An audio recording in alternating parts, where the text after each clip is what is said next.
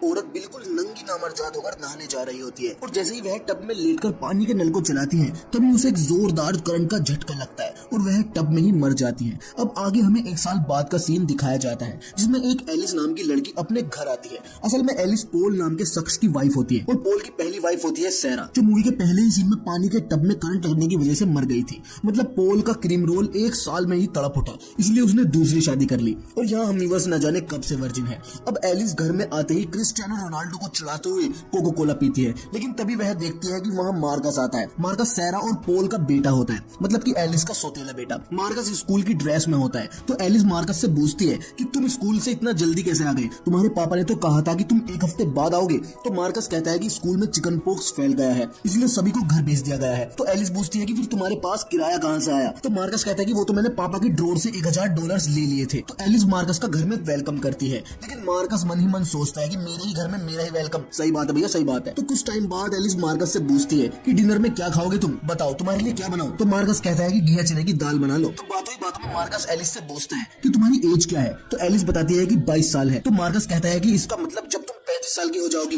तो मैं 25 साल का हो जाऊंगा। उसका इशारा कहाँ होता है यह हम व्यूअर्स और एलिस अच्छे से जानते हैं। तो मार्कस का यह बिहेवियर एलिस को अजीब लगता है। आगे दिखाते हैं कि एलिस को पोल का कॉल आता है और वह मार्कस से बात करने के लिए कहता है। तो एलिस मार्कस के रूम में जाती है, लेकिन मार्कस नहा रहा होता है। तो एलिस बाथरूम का दरवाजा खटखटाती है। तो मार्कस ये लो तुम्हारे पापा का फोन है। तो मार्कस कहता है कि अंदर को आजा, बाहर क्यों खड़ी है। तो एलिस फोन लेकर अंदर चली जाती है और वह मार्कस की बात पोल से करवाती है। तो पोल फोन पर कहता है कि और छोटे चूहे कैसी लगी नहीं मम्मी। तो मार्कस कहता है कि अजी रबड़ी है बिल्कुल। और फिर मार्कस फोन एलिस को दे देता है। तो एलिस पोल से बातें करने लगती है। तभी हम व्यूअर्स देखते हैं कि मार्कस एलिस को पीछे से पकड़ लेता है और एलिस के खरबूजे को टच करने लगता है, लेकिन तभी एलिस मार्कस को खुद से दूर करती है, जिससे एलिस के साथ हम व्यूअर्स भी समझ जाते हैं कि मार्कस सिर्फ देखने में ही बच्चा है। मार्कस का पेचकस बिल्कुल बड़ो जैसा है। तो अब एलिस बाथरूम से बाहर आ जाती है और बाहर आकर मन ही मन मरी हुई सैरा से कह रही होती है कि कितना हरामी लड़का पैदा किए हो तुम। अब आगे दिखाते हैं कि पोस्टमैन कुछ लेटर्स लेकर आता है और वह लेटर बॉक्स में डालकर चला जाता है, लेकिन मार्कस उसे देख लेता है और वह लेटर बॉक्स से एक लेटर चुराकर अपने पास रख लेता है। अब यह कौन सा लेटर होता है यह हमें आगे पता चलेगा। आगे दिखाते हैं कि मार्कस स्विमिंग पूल में नहाकर आता है तो एलिस उसके बदन को तौलिए से साफ करती है। अब आगे दिखाते हैं कि पोल पेरिस से लौट आया है तो एलिस और मार्कस पोल को लेने के लिए एयरपोर्ट पर जाते हैं और पोल आते ही सबसे पहले मार्कस को एक किस करता है, जिसे देख एलिस को थोड़ा अजीब लगता है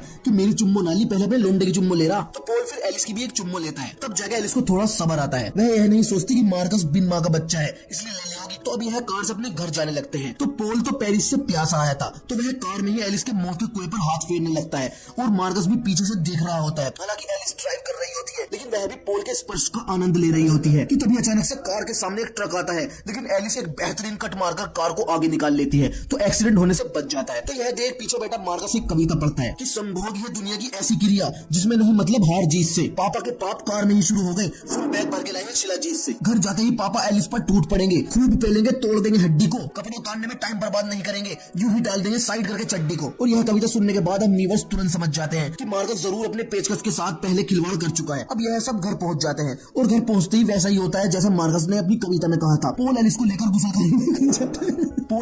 गुसल खाने में घुस जाता है और वह एलिस को भी अपने साथ टप में लेटा लेता है और फिर यह दोनों टप के अंदर खूब उल्टा सीधा काम करते हैं और इनकी टपटप की आवाज बाहर जा रही होती है और इनकी यह आवाज सुनकर मार्कस का दिमाग खराब हो रहा होता है। लेकिन पोल का क्रीम रोल इतने से कहां शांत होने वाला था तो वह कुछ ही टाइम बाद एलिस को बेडरूम में ले जाता है और वह उसको खूब दबा दबाकर पेलता है। इससे भी मार्कस को परेशानी होती है। तो मार्कस की यह परेशानी देख हम व्यूअर्स सोचते हैं कि यह मार्कस छोटा भैया होने नहीं देने का। अब सुबह हो जाती है और पोल की गर्मी भी थोड़ी शांत हो जाती है। तो अब एलिस पोल से मार्कस के अजीब बिहेवियर के बारे में पूछती है तो पोल ज्यादा कुछ नहीं कह पाता, वह टाल देता है। अब यह तीनों लंच के लिए रेस्टोरेंट में जाते हैं तो वहाँ लंच करते हुए पोल को पता नहीं क्या चुलबुली सी उठती है कि वह एलिस से पूछता है कि क्या तुमने मेरी ड्रॉर से $1000 लिए हैं। तो एलिस तुरंत कहती है कि नहीं मैंने नहीं लिए, वो तो मार्कस ने लिए हैं। तो मार्कस तुरंत बीच में बोलता है और कहता है कि मैंने $1000 नहीं लिए, मैंने तो सिर्फ $300 लिए थे। तो यह सुन एलिस चौंक जाती है कि यह मार्कस तो मुझे पोल के सामने चोर भी साबित कर रहा है। तो वह वही मार्कस से बहस करने लगती है क्योंकि मार्कस ने कहानी के शुरू में ही बताया था कि उसने $1000 लिए हैं, लेकिन यहाँ वो झूठ बोल रहा होता है। तो पोल बीच बोलने के बाद भला बन जाता है कि चलो जाने दो कोई बात ना, लेकिन एलिस खुद को सही साबित करने की कोशिश करती है, लेकिन वह मार्कस के शातिर दिमाग के आगे नाकाम हो जाती है। तो वह घर आकर सबसे पहले मार्कस के रूम की तलाशी लेती है कि उसने पैसे जरूर अपने रूम में छिपा रखे होंगे।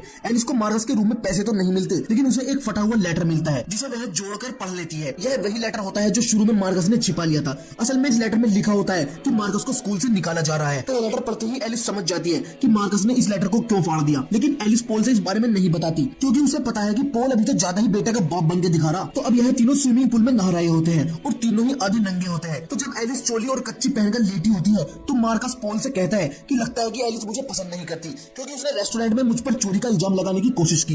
तो इस पर पॉल कहता है कि बेटे ऐसा क्यों बात कर रहा है तू, उसे शायद गलतफहमी हो गई होगी। तो मार्कस कहता है कि नहीं ऐसा नहीं है, उसने मेरा रूम भी चेक किया, यह भी मुझे पता है। तो पॉल इस बात पर एलिस से गांड का सा मुंह बना लेता है और बाद में एलिस से पूछता है कि क्या तुमने मार्कस के रूम को चेक किया था, लेकिन एलिस उसके सामने नागिन की तरह लहराती रहती है तो वह उससे ज्यादा कुछ नहीं पूछ पाता। अब एलिस पॉल से मार्कस का स्कूल का एड्रेस लेती है और पहुंच जाती है सीधा स्कूल में। तो एलिस स्कूल के प्रिंसिपल से बात करती है कि आपने मार्कस को स्कूल से क्यों निकाल दिया। तो प्रिंसिपल कहता है कि मैंने तो लेटर भी सेंड किया था। तो एलिस कहती है कि वो लेटर मुझे नहीं मिला, मुझे वो अब मिला है, वो भी मार्कस के रूम से फटा हुआ। तो प्रिंसिपल कहता है कि आप अपने हस्बैंड को क्यों नहीं लाई। तो एलिस कहती है कि मैं खुद ही इस मामले को निपटाना चाहती हूँ। तो तब प्रिंसिपल एलिस को सारी बात बताता है कि मार्कस एक नंबर का ठरकी बच्चा है, वह क्लास की लड़कियों के स्कर्ट में झांक कर देखता है और उनकी पेंटिंग बनाता है। और एक बार फिर से हम व्यूअर्स को सुनने को मिलता है कि मार्कस सिर्फ देखने में बच्चा है जबकि मार्कस का पेचकस तो बुरो जैसा है। तो प्रिंसिपल बताता है कि उसने अभी कुछ दिन पहले एक बिल्ली को खूब टॉर्चर किया और फिर उसे मार डाला। तो इन्हीं कारणों की वजह से हमें उसे स्कूल से निकालना पड़ा और स्कूल में कोई चिकन पॉक्स नहीं फैला है, वह सब कुछ झूठ बोल रहा है। तो एलिस कहती है कि यह सब आपने उसके फादर से क्यों नहीं बताया। तो प्रिंसिपल कहता है कि मैं सब कुछ बता चुका हूँ और उसके फादर ने उसको दिमाग के डॉक्टर को भी दिखाया था, लेकिन मार्कस बहुत चालाक बच्चा है, वह किसी के भी काबू में नहीं आता। तो यह सब सुन एलिस का शक मार्कस की तरफ और बढ़ जाता है। अब आगे दिखाते हैं कि एलिस और पॉल एक पार्टी में जाते हैं और वहाँ एलिस की मुलाकात एक लेडी से होती है। असल में यह लेडी पॉल की पुरानी हाउस की ओनर होती है, मतलब पॉल ने अपनी एक्स वाइफ सैरा के मरने के बाद यह घर इस लेडी को बेच दिया था।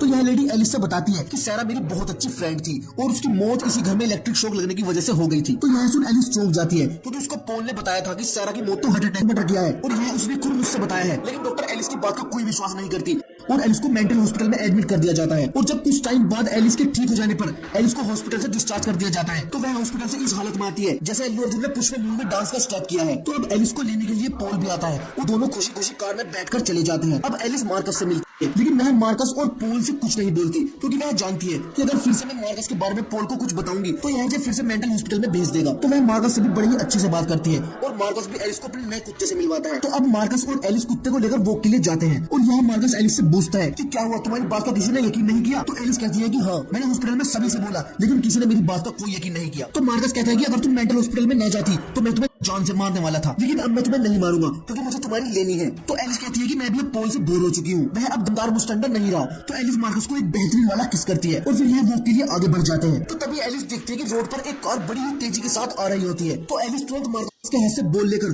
कार के आगे फेंक देती है और कुत्ता बॉल के पीछे जाता है और मार्कस कुत्ते के पीछे, जिससे मार्कस को कार बहुत ही तेज चक्कर मारती है और मौके पर ही मार्कस की मौत हो जाती है और एलिस की एक खतरनाक स्माइल के साथ कहानी खत्म हो जाती है।